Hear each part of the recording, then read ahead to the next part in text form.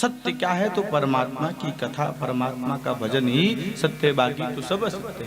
अंत में आप अपने साथ कुछ लेकर के नहीं जाओगे, लेकिन जो 3 घंटे आप हमें समय दे रहे हैं ना, ये 3 घंटे जुड़ जाएगा आपके कर्म में, ये वहां देखा जाएगा। तो ये आप धर्म कर रहे हो। अब तक तो हम दूसरों के लिए जिए, लेकिन कथा में बैठेंगे, इसका पुण्य दूसरा नहीं लेगा, इसका पुण्य ये आपके पास रहेगा। घर तो दूसरा रहेगा घर में, लेकिन कथा में जो बैठ करके सुन रहे हो, ये आपका पुण्य, ये आपके साथ जाएगा। बोलो ना भक्तवत्सल भगवान की जय। बेटे की एक एक बात चित्त में लग गई। एक दिन रो रहे थे पुत्र नहीं है, आज रो रहे पुत्र है क्यों? ये स्थिति हम सबकी भी बनती है। हाँ, एक दिन रोते नहीं है और एक दिन रोते हैं हाय ऐसा, इससे अच्छा होता तो होता ही नहीं, कम से कम बदनामी तो नहीं होती। बेटे की बात चित्त में लगी, घर छोड़ना नहीं पड़ा, घर छूट गया। कुछ लोग कहते हैं छोड़ना चाहते, छूटता ही नहीं है। आपको बताएं, एक व्यक्ति डूब रहा था, वो कह रहा था बचा लो बचा लो। इसका मतलब वो भी डूबा नहीं है, क्योंकि जो डूब जाएगा वो बता ही नहीं पाएगा साहब। तुमको छोड़ना नहीं पड़ेगा, तुम परमात्मा के लिए आगे बढ़ो, ये संपत्ति अपने आप छूट जाएगी, छोड़ने की आवश्यकता नहीं। घर वालों को तुम मत छोड़ो, तुम ऐसी पात्र बन जाओ कि घर वालों को तुम्हें ना छोड़ना पड़े, घर वाले तुम्हें छोड़ दें। जाओ जाकर के भजन करो, तुम इनके चक्कर में ना पड़ो। बेटे की बात चित्त में लगी, घर छूट गया, वन चले गए। इधर धुंधकारी स्वतंत्र हो गया, घर में केवल माँ बची।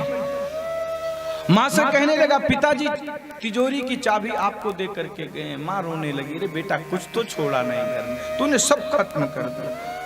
एक दिन कष्ट प्राप्त करके धुंधली जा रही थी, कुएं में जाकर के गिर गई, उसका भी सीताराम हो गया। गोकर्ण जी ने कहा पिताजी वन चले गए, माताजी इधर चली गई, अब नंबर मेरा ही है। तो हाथ जोड़ लिया, भैया यात्रा के लिए जाना चाहता हूँ, तीर्थ यात्रा के लिए। धुंधकारी ने कहा जल्दी जाओ। एकदम स्वतंत्र, घर में कोई नहीं, 5-5 गणिकाओं को, वैश्याओं को घर में ले आया। अब तो चोरी करने लगा, खूब चोरी करता। एक दिन इतना धन लेकर के आया कि जो वैश्याएं थीं, उन वैश्याओं के मन में लालच आ गई। सब ने विचार किया बहन ये चोरी करता है और एक दिन पकड़ा जाएगा, तो एक दिन पकड़ा जाएगा तो ये इसके साथ हम रहते तो हम भी इसके साथ ही जाएंगे। तो धन एकत्रित हो चुका है, एक काम करो, अब यदि पकड़े जाएंगे तो जो मिला है वो भी चला जाएगा, तो जो मिला इसको लेकर के चलो। एक दिन की बात, रात्रि में धुंधकारी चोरी करके आया, सो रहा था। 5-5 गणिकाओं ने क्या किया, एक ने तकिए से धुंधकारी के मुख को दबा दिया, एक ने पैर को पकड़ा, एक ने हाथ को पकड़ा। धुंधकारी चिल्ला रहा था तो एक गई और चूल्हे से अंगारों को लेकर के आई और मुख में डाल दिया कि इसके मुख से कोई आवाज ना आए। तप्तांगार समूहांश तन्मुखे पिचिक्षिपुः अग्निज्वालाति दुखेन व्याकलो निधनंगता। उस अग्नि की ज्वाला से पीड़ित हो करके धुंधकारी प्रेत योनि को प्राप्त हुआ। गोकर्ण जी को जब पता चला तो गोकर्ण जी ने गया में श्राद्ध किया। एक दिन गोकर्ण जी ने सोचा चल करके घर में देख करके आते हैं क्या स्थिति घर की है। गोकर्ण जी आए, रात्रि में एक स्थान को देखा, वहीं सो गए। धुंधकारी बार बार आता, कभी भेड़ के रूप में, कभी बकरे के रूप में। गोकर्ण जी ने मंत्र को पढ़ करके जल का छींटा मारा। जो प्रेत बोल नहीं पा रहा था, अब उसके अंदर बोलने की क्षमता आ गई। धुंधकारी कहता है अहम भ्राता त्वदीयोऽस्मि धुंधकारीति नामतः स्वकीयेनैव दोषेण ब्रह्मत्वं नाशितं मया। भैया अहम भ्राता त्वदीयोऽस्मि, मैं तुम्हारा ही बड़ा भाई धुंधकारी हूँ, मेरा नाम धुंधकारी है। मैं अपने ही कर्मों के कारण इस भयंकर प्रेत योनि को प्राप्त हुआ हूँ। भैया तुम विद्वान हो, कोई कार्य करो जिससे मुझे इस योनि से मुक्ति मिल जाए। अरे भैया बड़ा कष्ट है, बहुत तेज से भूख लगती है, लेकिन लेकिन भूख की निवृत्ति नहीं हो पाती, क्योंकि इतना वो है ही नहीं कि कुछ अन्न चला जाए।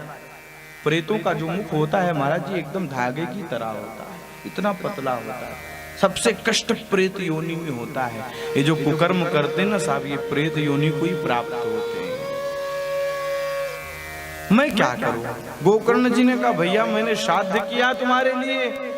तो कहा भैया एक बार नहीं 100 बार भी श्राद्ध करोगे फिर भी मेरी मुक्ति नहीं होगी। श्री गोकर्ण जी ने सूर्य भगवान को प्रणाम किया।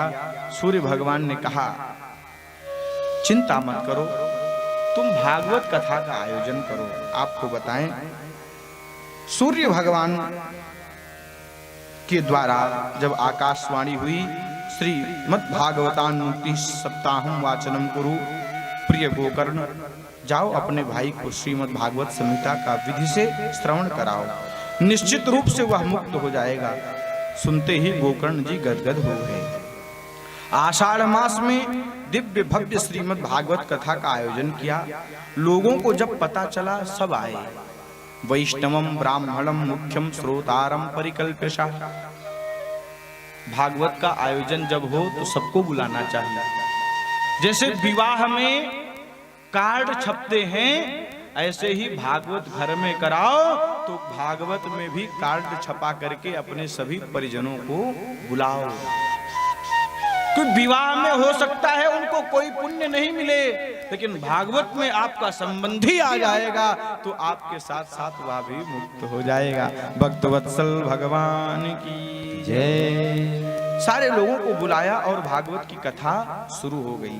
श्री धुंधकारी एक बांस गड़ा था, उसी बांस में आकर के बैठ गया, क्योंकि बांस के बीच में छिद्र होता है। उसी छिद्र में एक दिन की गांठ फटी, एक दूसरे दिन कथा हुई दूसरी गांठ। ऐसे धीरे धीरे जैसे ही 7वें दिन की कथा समाप्त हुई, 7वीं गांठ फटी। जो प्रेत था महाराज वो दिव्य स्वरूप को प्राप्त हो गया।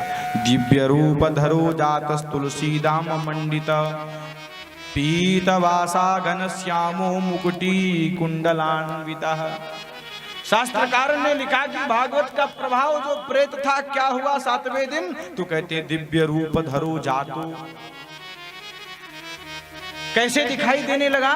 तो जैसे भगवान जब प्रकट होते हैं तो जैसे पीतांबर तुलसी पंचमाल्य को पहन करके प्रभु प्रकट होते हैं, तो परमात्मा की जिन भक्तों पर कृपा होती है वो भगवान के जैसे ही दिखाई देते हैं। दो चीज भक्तों के पास नहीं होती, एक चिन्ह और दूसरी कौस्तुभ मणि, लेकिन दिखाई परमात्मा के जैसे देते।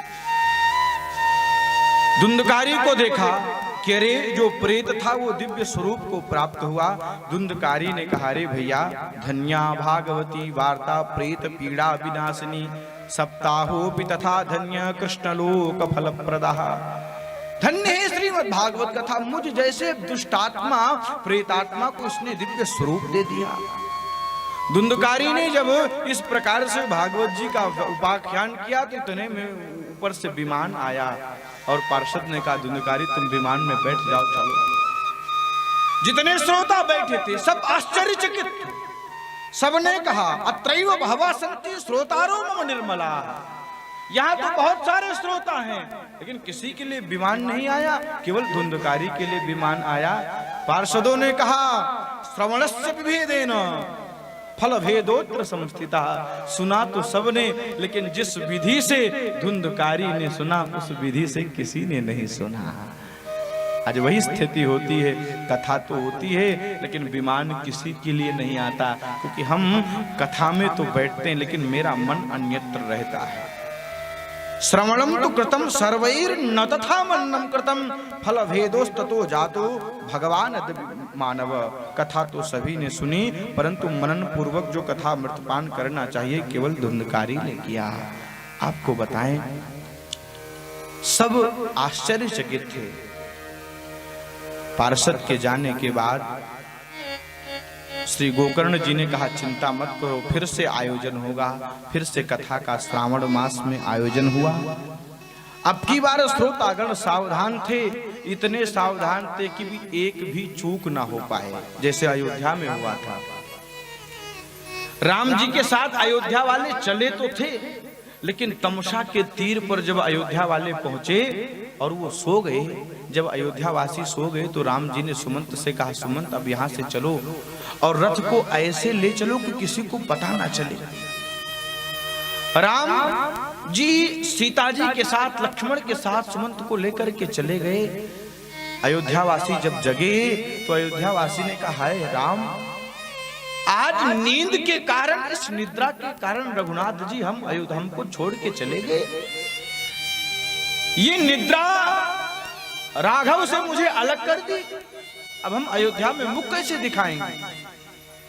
तो वहां से तो लौट आए, लेकिन जब श्री भरत जी ने कहा है, भरत जी से जब पूछा गया क्या करना चाहिए, तो भरत जी ने कहा, मेरी यदि मानिए, मेरी इच्छा को मानिए तो हम सब चित्रकूट चलें और चित्रकूट चल करके राम जी को ले आए, और यदि वो ना माने तो राजपाट को वहीं उनको दे आए। जब भरत जी के मुख से सुना कि कल जाना है, तो आज अयोध्या में कोई सोया नहीं। क्यों? छोटे छोटे बच्चे जग रहे हैं। क्यों?